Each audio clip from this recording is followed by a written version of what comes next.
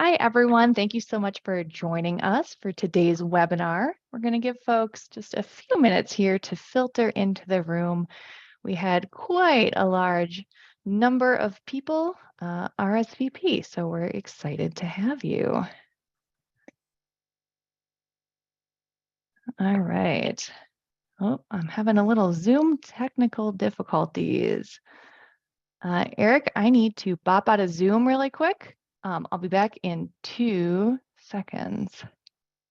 Sounds good. And that is just fine because we will give it another minute here as folks join. Thanks so much for the turnout. And oh, I have a cat on my lap now. We'll see if she makes an appearance or if she just is sitting on my lap for this. But Hi, everyone. I'm back. You know what? Zoom launched an update today that I don't know if I'm a big fan of. So thank you, everyone, for being here. My name is Jo Olson, and my pronouns are she, her. And I'm going to kick off our webinar by sharing my screen. So let's do that and then get rolling. Okay, see the screen? Excellent. Okay. Thanks everyone for joining us. Sorry about the little delay there. I'm excited to get rolling. So today's webinar is called the IRA and You, and we're going to talk about consumers, decarbonization, and the IRA. But first, let's do a quick round of introductions. As I said, my name is Jo Olson. My pronouns are she, her, and I am the Senior Director of Communications and Engagement at Fresh Energy. I'm going to pass the mic to MK. Hi there, I'm MK Anderson. My pronouns are they, them, and she, her, and I am the Senior Policy Associate on the Clean Transportation team. And I'll pass it over to Eric. yeah, good afternoon, folks. My name is Eric Fowler. My pronouns are he, him, his, and I am a Senior Policy Associate on the Buildings team. Thank you, Eric. Thank you, MK. And away we go. So first of all, I know some of you in our Zoom room today are new to Fresh Energy, so thank you for joining us here. Fresh Energy has been working on clean energy and climate policy here in Minnesota and throughout the Midwest for 30 years. We are changing the world through bold policy solutions that move us to a just, carbon-free future.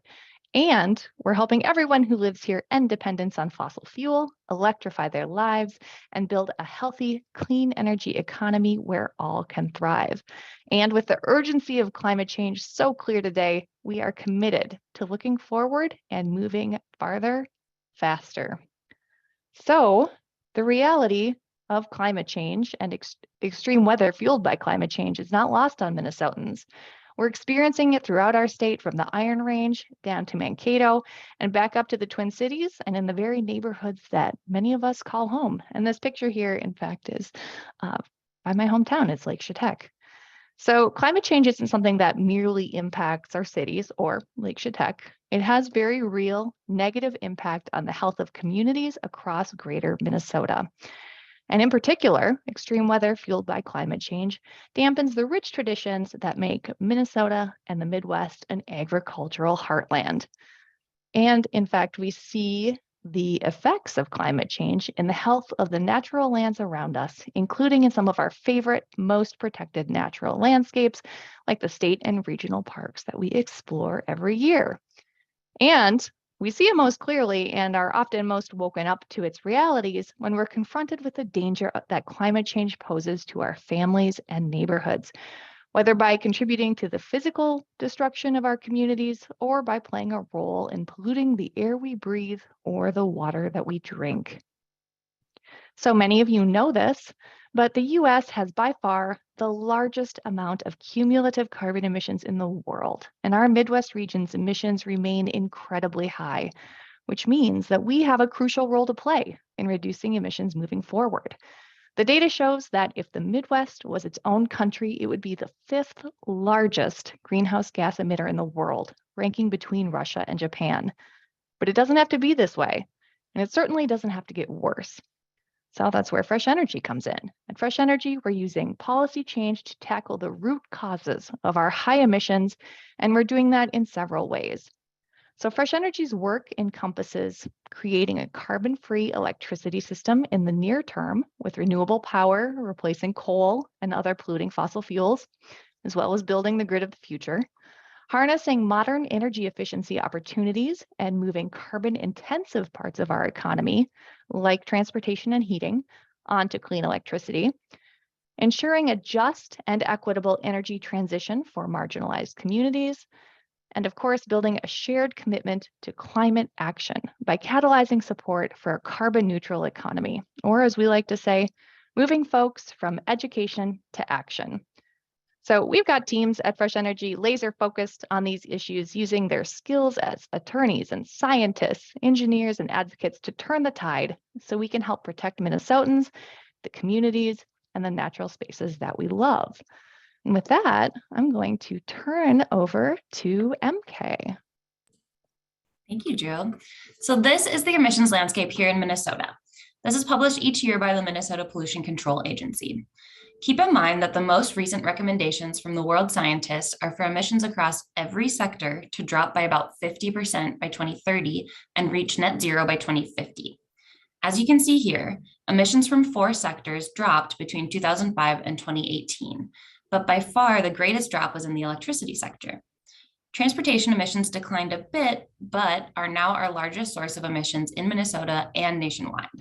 Agriculture and forestry-related emissions dropped as well, but not enough.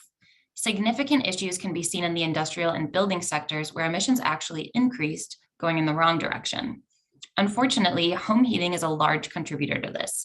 Now that we have a much cleaner electricity supply, the solution is to electrify other sectors, which brings us to the next slide, and I'll hand it over to Eric for that. Thanks, MK. Over the past several months, we have seen significant federal action on clean energy and climate. The first being that in 2021, the Infrastructure Investment and Jobs Act, also known as the Bipartisan Infrastructure Law, was signed. So that infrastructure law contained some really important investments for climate and clean energy, and is worth its own entire presentation. But the star of today's show is going to be the Inflation Reduction Act, or the IRA, which really came about after a year of unsuccessful efforts where, we had the clean electricity standard, we were talking about Build Back Better, and then finally on July 27th, US Senate leadership did announce a surprise deal on a budget reconciliation package that was then called the Inflation Reduction Act. So the IRA, you probably can't, sorry, cat. I have a cat trying to chime in, which maybe is getting filtered out. So if that's why I appear distracted. So the IRA is the largest investment in climate action in US history, right? And this announcement came after climate and energy advocates were in total despair.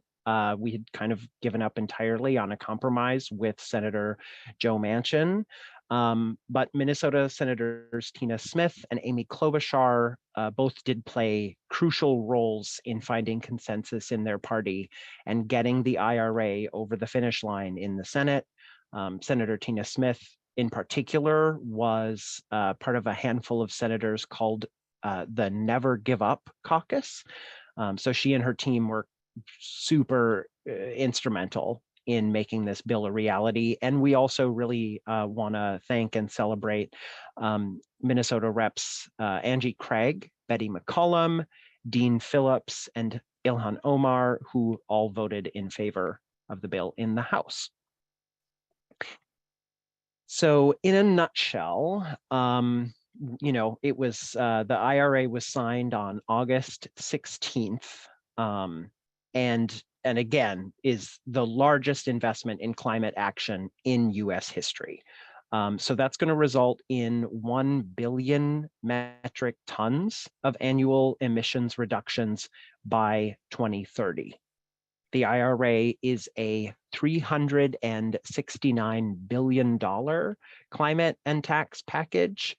It will impact all facets of our energy and transportation systems, and we expect it to drive down emissions by 40% by 2030. So that is most of the way to the president's pledge to the world that the US would cut emissions by more than half this decade. So it's a 273-page bill, and it is jam-packed with hundreds of game-changing policies and programs that are overall aiming to push American consumers and industry away from reliance on fossil fuels. Today's presentation, though, is really specifically going to focus on the impacts to consumers. And the biggest share of the funding in the IRA goes to tax credits and rebates for a bunch of really exciting renewable technologies that we'll talk about more: solar panels, wind turbines, heat pumps, energy efficiency, and electric vehicles. And I will pass it back to MK.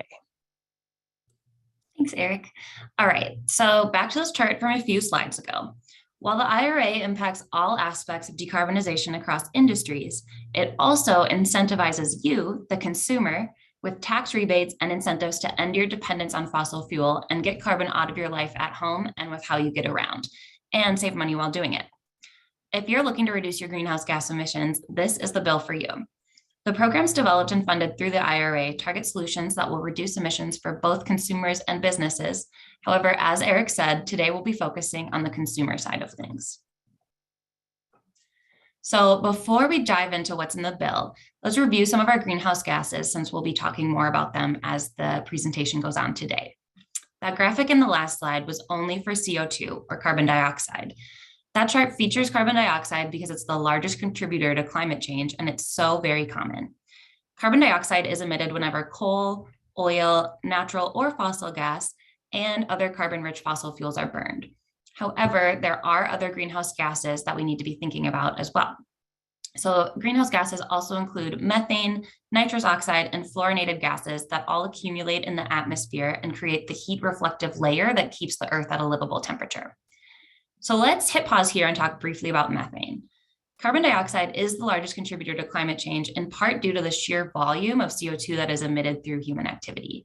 However, methane is even more harmful than CO2. Methane is emitted from landfills, swamps, and cattle, as well as from our natural gas system. Methane, or CH4, is a hydrocarbon that is the primary component of natural gas, which is what many of us are burning in our homes to cook our food, heat our water, dry our clothes, warms our spaces, and so on. On natural gas's journey from extraction all the way through the gas pipelines and infrastructure that run into our homes, a significant amount of gas leaks into the atmosphere as methane. So methane has more than 80 times the warming power of carbon dioxide over the first 20 years as it reaches the atmosphere.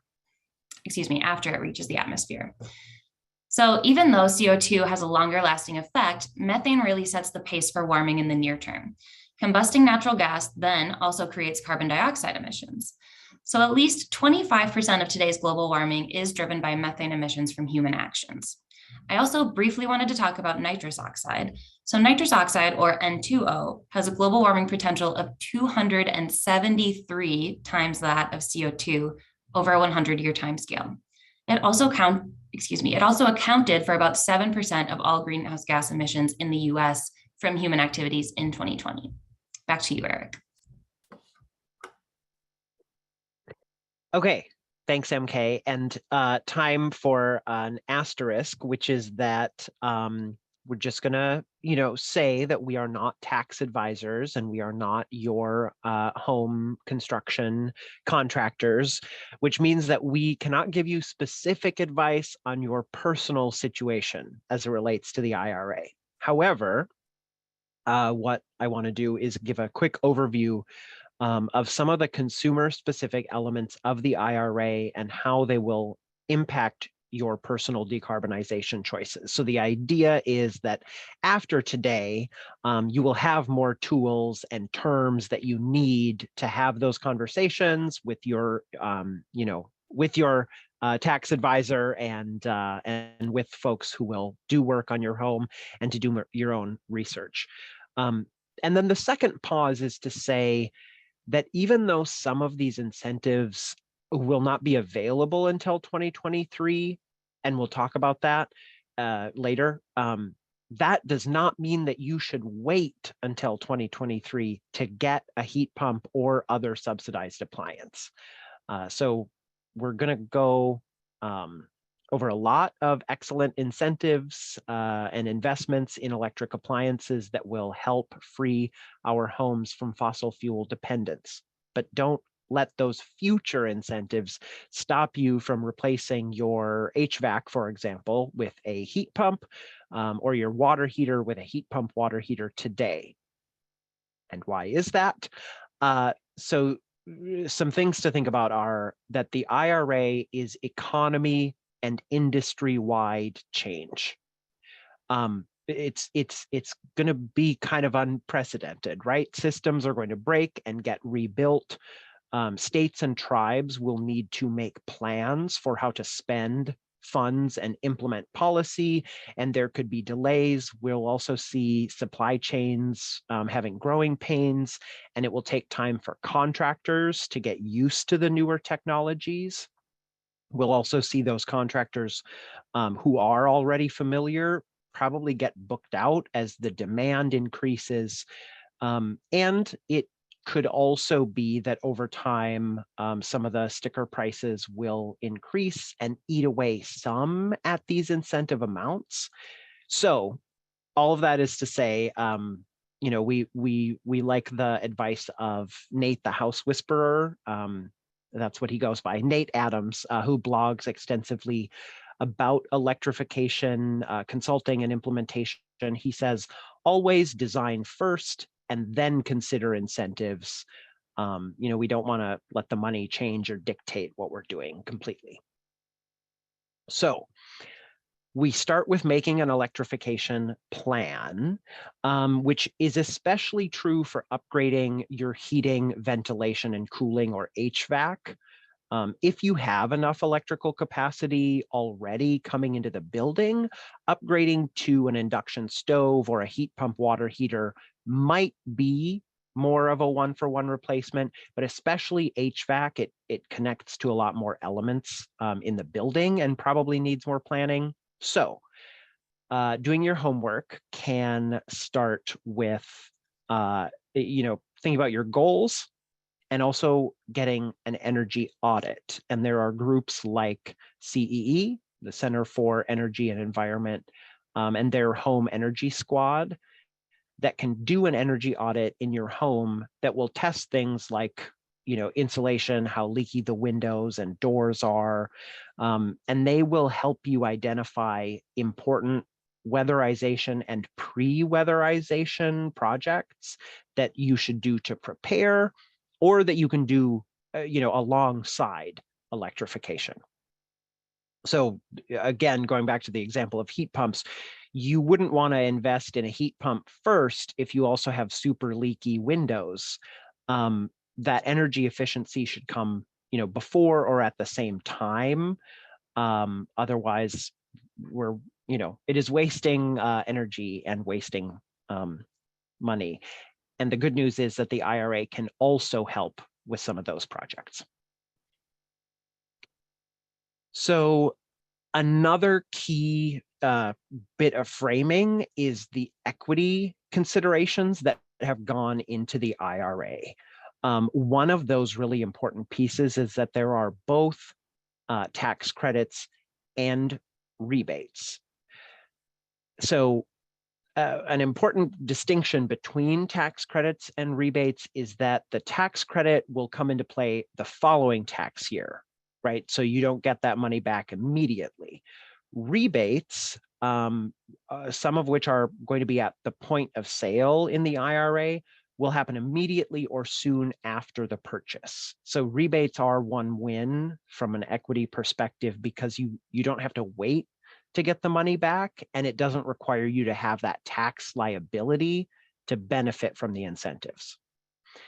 And the rebates and tax credits can also help renters and landlords upgrade multi-family buildings and appliances as well.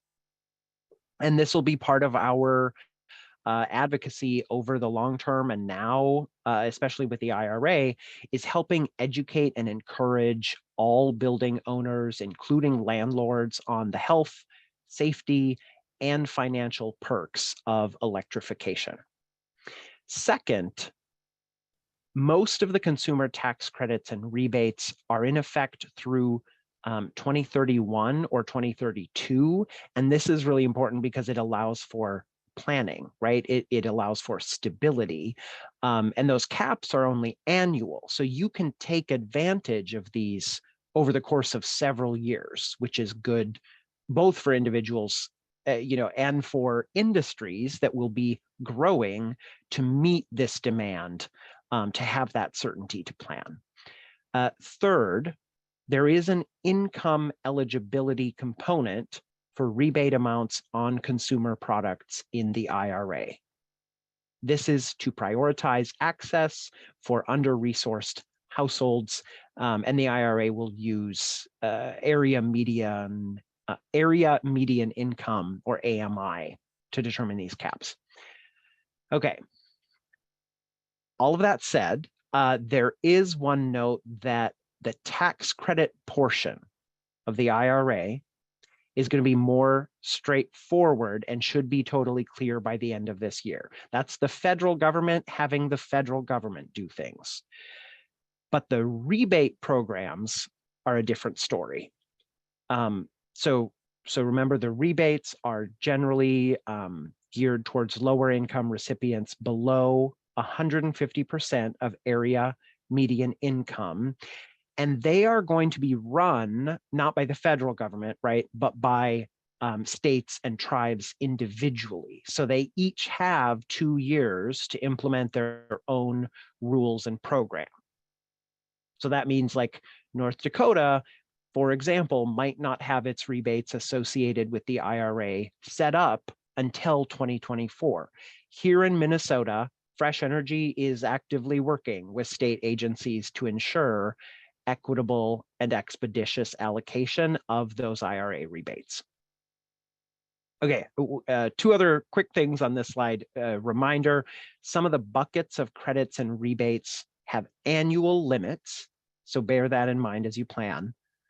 And then I think we just want to give a little note on our built environment as we start to think about why moving our buildings and investing in our appliances in this way is actually so critical. So buildings, I think we shared a little bit about this earlier. Buildings are a top source of carbon pollution, both globally and in Minnesota, contributing 40% of US greenhouse gas emissions from sources like gas water heaters, gas cooktops, gas dryers, boilers, furnaces. And in the Midwest, 75% of houses and 68% of businesses are powered by fossil gas, right? Which is a lot.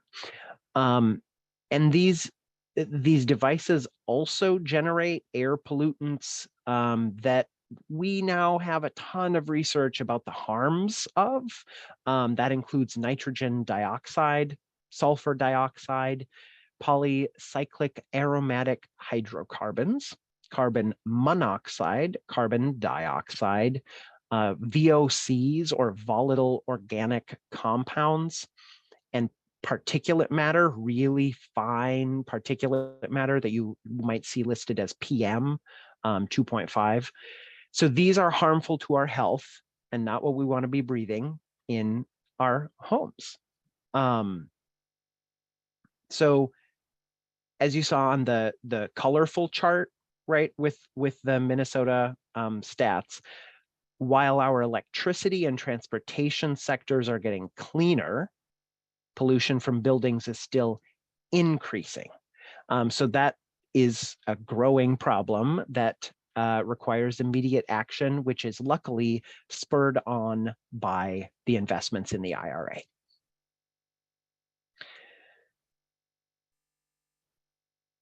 Okay.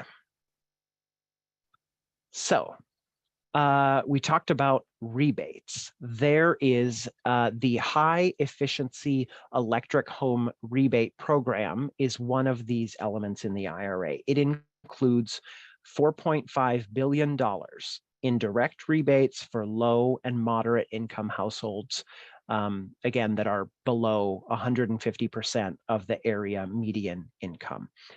This has huge equity implications and takes some strides in ensuring people aren't left behind in the energy transition. And it's going to cover, in some cases, 100% of the project costs. So that's if you are below 80% of AMI. For households that are 80 to 150% AMI, they're going to see rebates that cover 50% of the project costs. And the rebate program adds up to about $14,000 per household through 2031 to cover costs for electrification appliances, for example, up to $8,000 for heat pumps, or $1,750 for heat pump water heaters, or you can see electric stoves, for example, have a credit or have a rebate amount of $840. So this also includes rebates for home upgrades that you're going to need in order to do some of this electrification, like upgraded panels, wiring, insulation, and the labor to install those things. And this investment will enable approximately 1 million low and moderate income households to electrify. But don't forget what I said a few slides back about the process for getting these rebate programs in place, right? It could take up to 2 years. So if you qualify for a rebate, you do need to keep that time frame in mind with the state and tribal implementation. Okay, so the tax credit for energy efficiency home improvements, this does not have that same income qualification and will reach a broader audience. And this runs through 2032 and will start next year. So you can take advantage of these tax credits starting January 1, 2023. And that includes, and yeah, these are listed here on the slide. So there is a tax credit of $1,200, that limit, which encompasses what you see here, that $150 for a home energy audit, that important starting point to get the baseline figured out, $600 for an electric panel, $1,200 for weatherization, and that might be doors, windows, right, air sealing, insulation. There are also some of their own caps for doors and windows. And then there's also $600 for energy properties. That's things like, the highest efficiency tier of heat pumps, ACs, water heaters, furnaces, and boilers. Okay, it's a laundry list, but it's good because these are all super critical investments. So additionally, the tax credit provides up to $2,000 of an annual credit for heat pumps and heat pump water heaters. It also provides a 30% tax credit for residential efficiency and electrification upgrades, and that's up to $3,200 per year, right? The credit resets each year. So an example of like a max scenario is a $3,200 total tax credit, which would include $2,000 for a heat pump and a total of $1,200 for a combination of panel upgrades, doors, windows, insulation, and an energy audit. Okay. So now, if you've absorbed all that, we want to cover the emissions impacts of some of these items. So when it comes to energy efficiency and decarbonization, right, remember we talked about you want to start with a plan. And for a lot of people, that first step, when you make that plan, is going to be to improve the performance and efficiency of your home. It wouldn't make a lot of sense to put in, a really high efficiency heat pump if you had still a really drafty house that then just lets all that hot air back out. So energy efficiency is really going to be the MVP of decarbonization and emissions reductions, because it doesn't just lower your bill now right off the bat, but it also by letting you use less energy, but it's also foundational for the other upgrades that you're going to make. Also, a note that I do have citations for the facts that you're going to see on the slides. In the interest of time, I'm going to skip them for now, but we can always circle back to those or share them after. So we know that good energy efficiency could slash US energy use and greenhouse gas emissions by 50% by 2050. It is really the cheapest and fastest way to meet growing energy demand while reducing the pollution that drives dangerous climate change. And also, like we talked about, it harms our health. One way to think about this is that the cleanest energy is the energy you don't use in the first place. So in home heating and cooling and decarbonization, home heating and cooling is responsible for roughly 441 million tons of carbon dioxide annually. If you're like me, unfortunately, you are still burning gas to heat your home. And on average, Minnesota homes heating with natural gas produce up to 8,000 pounds of carbon dioxide. And not only that, but the emissions, okay, get ready for this list of toxins again.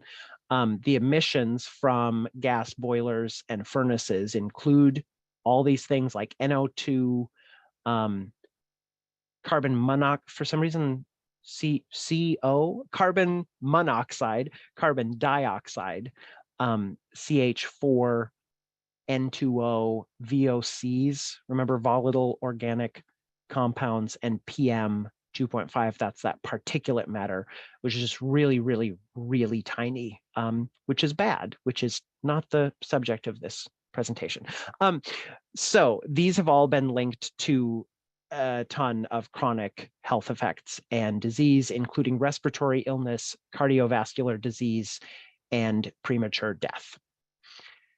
Okay, the solution is a leading edge residential air source heat pump, which can deliver heat at 300 to 450% efficiency, which might seem like it breaks physics, but it's a lot easier to move heat than it is to make heat. And that compares with around maybe 80% efficiency for a gas heater. So this is why we're excited about heat pumps, folks. On to water heaters. So the 58 million US water heaters that use fossil gas leak, right? We're not just burning these things, it also leaks around 91,000 tons of methane per year. And emissions from fossil gas water heaters include all the emissions that we listed out before. The good news is you're going to hear the same word again, a heat pump. We have heat pump water heaters, which are 7 times more efficient than gas and can be about 3.5 times more efficient than a standard electric water heater. Okay, on to cooking. So again, mentioned the leaking. Even when they're not running, gas stoves put 2.6 million tons of methane into the air each year. And this leaking methane has a climate impact that is comparable to the carbon dioxide emissions from 500,000 cars. Again, these emissions include the same toxins. And some of the most research here has been done around gas stoves because you're so close to it, right? People are gathering in the kitchen, you're cooking in the kitchen, and a lot of research has shown a really clear link between kids living with gas stoves and having significantly higher risks of asthma. The good news is, and I'm actually for once not going to say heat pump here, but the good news is that induction cooktops are about 5 to 10% more efficient than conventional electric resistance units and much faster than you remember those old coils being, and about 3 times more efficient than gas, which this took me a while to realize, but efficiency when you're cooking equals comfort. Because if you've ever been cooking with gas in the summer and had all that waste heat, right? What is that waste heat doing? It's cooking you instead of your food. So just a little note on one more of the benefits of induction. Okay, lots of information. Thank you for bearing with all of these details and facts, and I am gonna hand it back to MK. All right, thank you so much, Eric. So now let's talk about vehicles and decarbonization. So transportation is the largest source of climate pollution in Minnesota, and it accounts for a staggering 25% of our emissions. Moving off of oil for our transportation is going to be essential for a carbon-free future. Paired with walkable and rollable communities, electric transportation via buses, bikes, trains, cars, and trucks are the next frontier of decarbonized travel. Now, a typical passenger vehicle emits about 4.6 metric tons of carbon dioxide per year. In addition to the carbon dioxide, automobiles produce methane and nitrous oxide that are both expelled through the tailpipe emissions. And automobiles also produce hydrofluorocarbon emissions from leaking air conditioners. The emissions of these gases are small in comparison to the carbon dioxide. However, the impact of these emissions is important because they have a higher global warming potential than carbon dioxide does. As a reminder from earlier slides, methane, or CH4, is a hydrocarbon and has more than 80 times the warming power of carbon dioxide over the first 20 years after it reaches the atmosphere.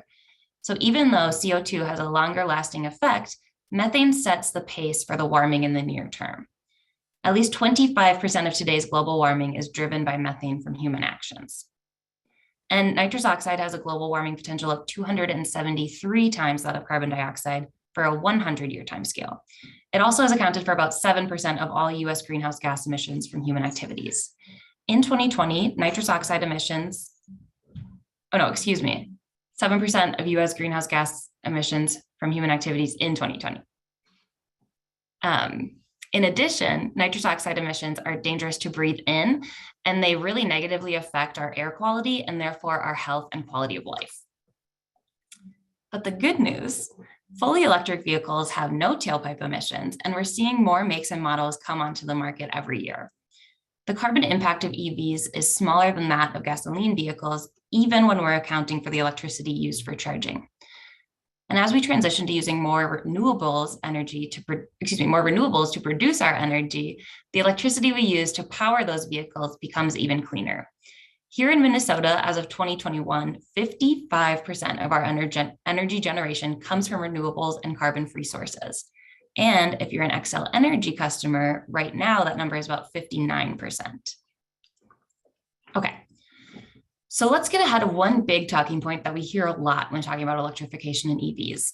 I've heard some people argue that it's not worth driving an EV or electrifying because most of our electricity is still generated from coal. Now, that was barely true in 2005, and so it's certainly not true now. Below are the latest numbers from the Northern States Power Minnesota, which is a subsidiary of Xcel Energy. This was shared at the recent JP Morgan Investor Conference.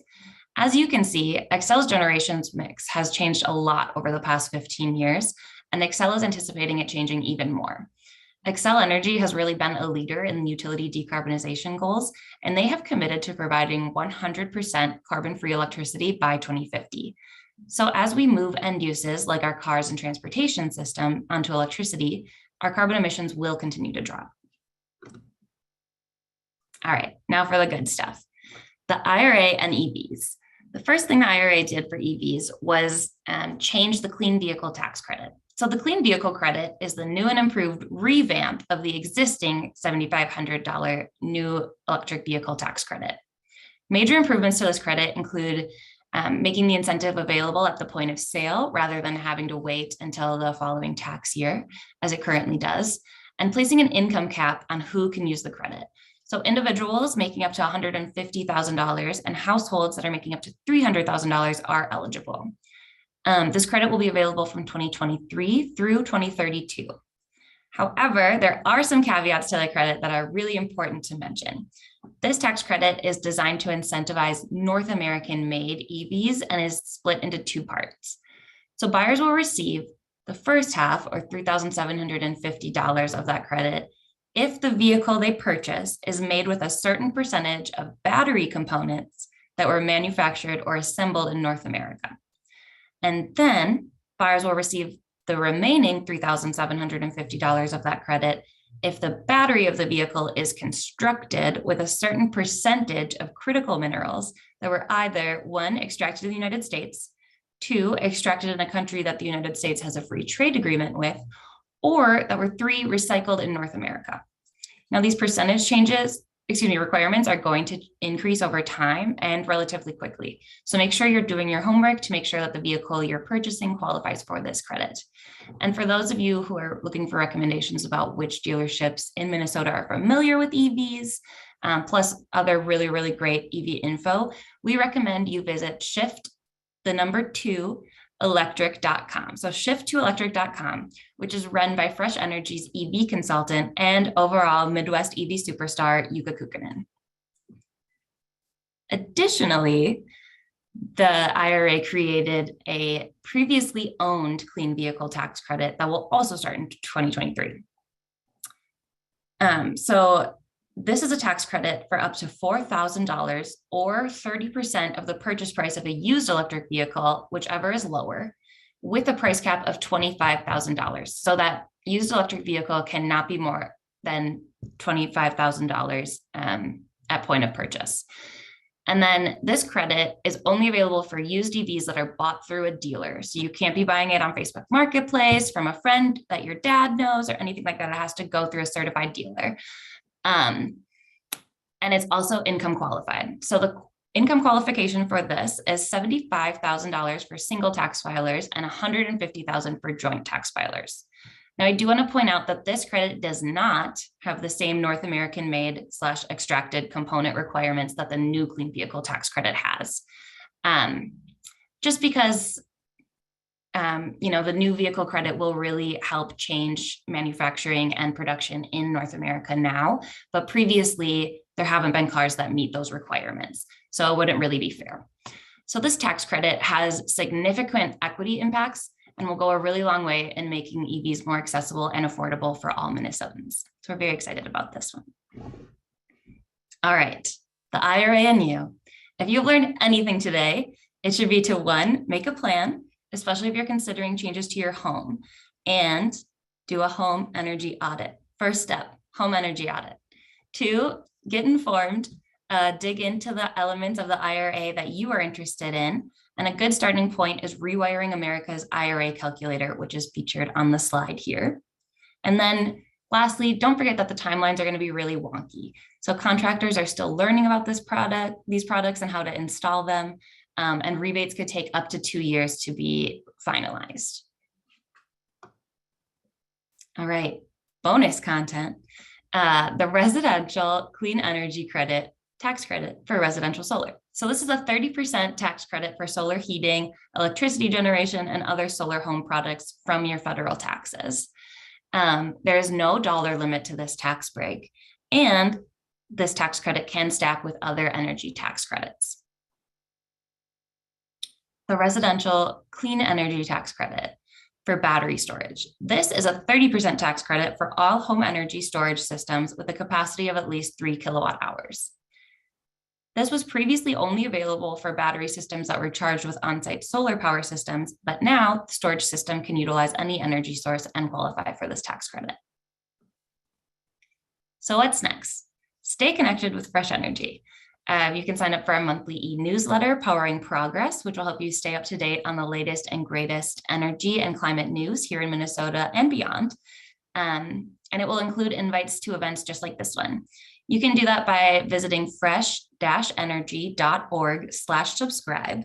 Again, that's fresh-energy.org/subscribe.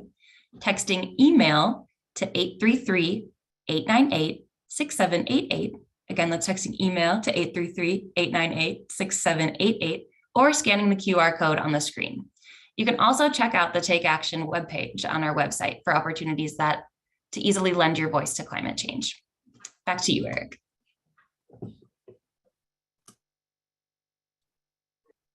Thank you. Sorry, I was multitasking too much, trying to get ahead of the Q&A. The final point that we want to make, and maybe this is obvious, but you are now unofficial IRA ambassadors.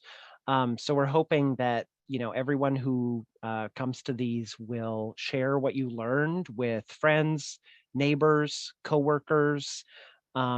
This is a really exciting investment in these critical technologies. And finally, another way to support our work at Fresh Energy is to become a donor. We're here today giving this presentation because of the support of people like you. And so if you can, we would welcome you to join us as we build an equitable, clean energy future in Minnesota where all of us can thrive.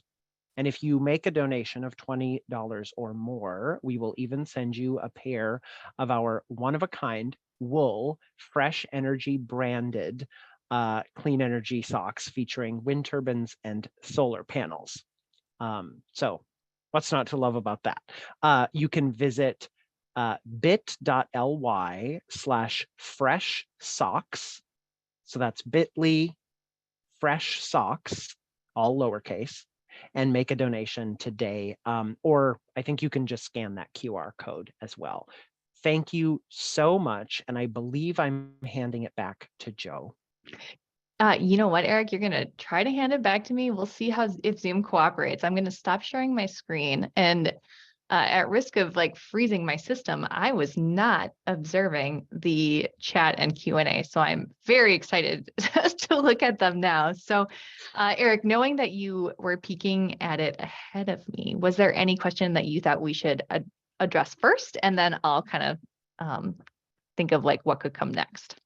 Mm-hmm. I know folks want to have the slides. I saw that in the chat. Okay, well, I can address that right off the bat. So yes, we will post this presentation on YouTube and send everyone who registered a link to that YouTube recording. And the YouTube recording will, of course, have the slides. So yeah, that's the answer to that is yes. And then I see, why don't you, for the crowd, if you would, Eric, do you want to talk a little bit about the organizations that do home energy audits? I know we mentioned CEE. And they're a pretty big provider. Do you know the best way to reach out to Center for Energy and Environment? Oh boy. Off the top of my head, I'm not sure. That is a great question. I know that you can look up their Home Energy Squad, which is the team within Center for Energy and Environment. Thank you. Somebody posted that in the chat. I just saw. Perfect. So they cover. And you know what? I would need to double check this. I believe Home Energy Squad is Excel and Centerpoint territory. I know it's Excel because that I had them in my home. But the who implements that energy audit is going to depend on your utility. Thank you. And I'll say too, when you get that appointment scheduled, It takes about 2 hours of your day, and they do some really amazing stuff to see where you might be losing efficiency in your home. Okay, so I see a lot of questions. Do you want to talk about, Janet asks, what is considered basic weatherization? Do you want to give us a quick rundown on what basic weatherization entails, Eric? Yeah, one of the biggest kind of differences between basic weatherization and what might be called a deep energy retrofit is going to be the percentage of energy savings that you're able to achieve. So with a deep energy retrofit, we're going to look at really invasive changes. You might be taking off, the exterior of your walls or the interior of your walls and making major changes to really improve the building envelope, which is a fancy way of saying the part of your home that separates the outdoors and the indoors. More basic weatherization is going to be is still important, but won't necessarily achieve as dramatic results. It'll be, caulking, weather stripping, and sometimes may include, depending on the budget, some window work or other appliance work, but will not be as invasive or achieve the same improvements. Perfect, thank you. I think another question that I see in here that I am curious about, and I know a lived answer to this, but I'm curious what you'll say, Eric. So we had a guest ask, if your house is powered by hot water heat, so radiators, can you use a heat pump? And my husband asked me that very same question. And so we kind of went down this rabbit hole about like heat pump boilers and found that they were really common in Quebec because of just a ton of hydro they have up there, and electricity is pretty cheap. But it was not the solution for us because it just wasn't, the technology just wasn't there. But I'm curious, you're much closer to this than I am. Have you heard anything about heat pump boilers for hot water heat? I'm not going to claim to be like the expert in the state on that specific question.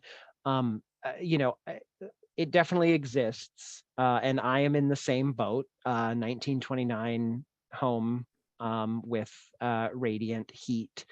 So there are air to water heat pumps that are going to use the heat from the outdoor air, even if it feels cold outside, to heat up the water that goes through your radiators. One of the bummers is it's not going to be air conditioning.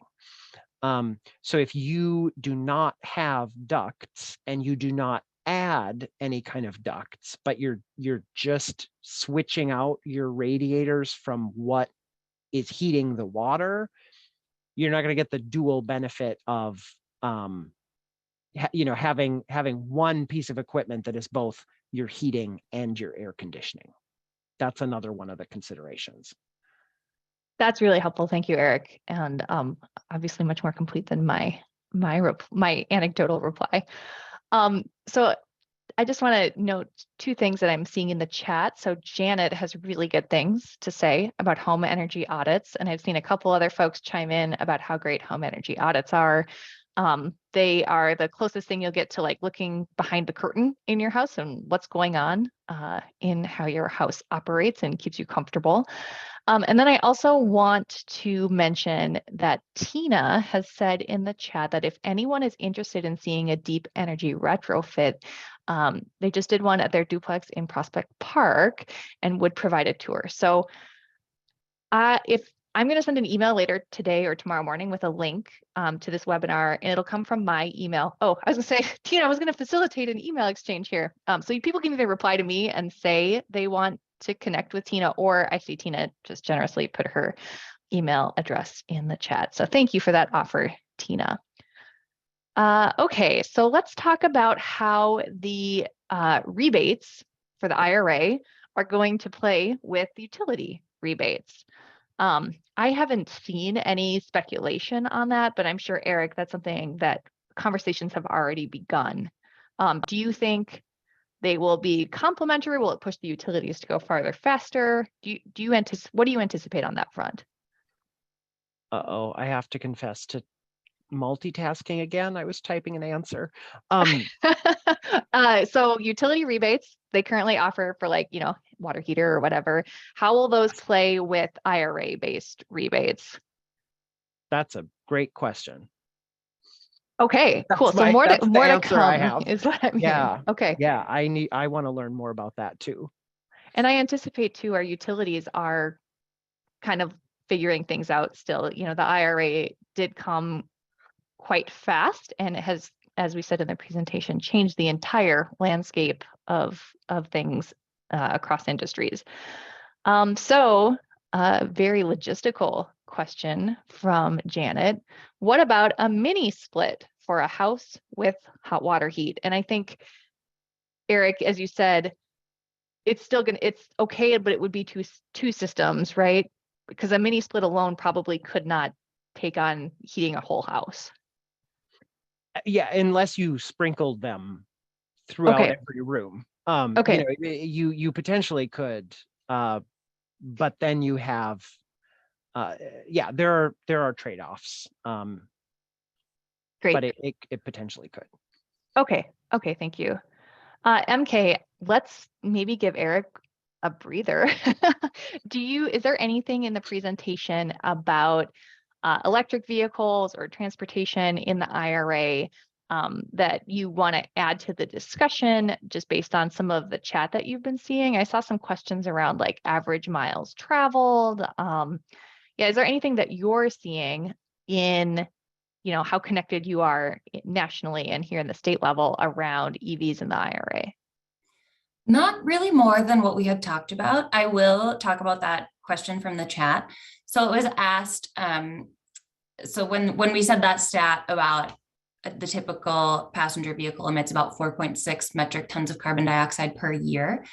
So this is assuming the average gasoline vehicle having a fuel economy of about 22 miles per gallon and driving an average of 11,500 miles per year, which I will say is a low average. So the typical average across the US is 12,000 miles per year, and that's even higher in even states like Minnesota, where we have a lot of rural area. People are just driving a little further. And I would also say that 22 miles per gallon is a pretty low average to be measuring off of. So I'd say it's probably more than that for a lot of vehicles on the road. Well, and MK, while we're thinking about EVs, let's also talk about infrastructure a little bit. So Teresa put in the Q&A, what is the public charging infrastructure progress in Minnesota? And I know there's just like a ton of things kind of convening right now on infrastructure, but would you care to give a quick take on the infrastructure status here in Minnesota? Absolutely. So would you like to drop the link to the blog where we kind of talk about some of this? Awesome. Thank you.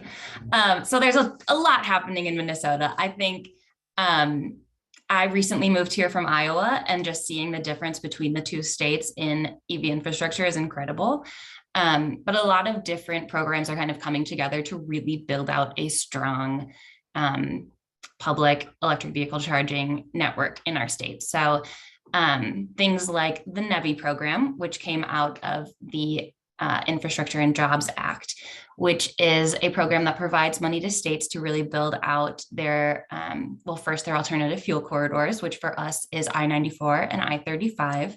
And you have to have electric vehicle charging stations with 4 separate charging stations that can handle up to 150 kilowatt hours of power. And then those have to be every 50 miles on the interstate. And so that's really taking into account legacy vehicles that have a shorter range and making sure that they can get to each charging station when they need. Additionally, each of the 3 investor-owned utilities, so Otter Tail, Minnesota Power, and Xcel Energy, all have their own approved network chargers that they're going to be installing in their service areas. And then finally, the Volkswagen settlement has done a lot of work of building out electric vehicle charging stations in our state, and they are opening up their next round of funding this winter. So lots going on. I was gonna say just a few things, MK, Yeah. for you to keep track of. Yeah. All right. Well, it is at a minute after 1 o'clock, and I want to be respectful of everyone's time, especially yours, MK and Eric. And we're going to say farewell to folks, but people can know that this is just the beginning of the conversation. We're kind of trying to spread the word about the IRA, and the consumer elements of the IRA have certainly piqued some of the most interest around Minnesota and beyond. But I anticipate we'll be having lots more discussions, conversations, blog posts, et cetera, about equity elements, industry elements, and so on. The IRA, as we said before, is industry-wide change that is going to reshape the entire landscape. And I guess, Fresh Energy can't wait to talk about it. So thank you all for being with us today. I'm going to end the meeting now and keep an eye on your inbox for a recording. Thanks all. Oh, Eric, you have to leave the webinar. You're the official host because I had technical difficulties. Oh, that's right. Okay. All right. Thank you. Thanks all. Thanks, everyone. All right.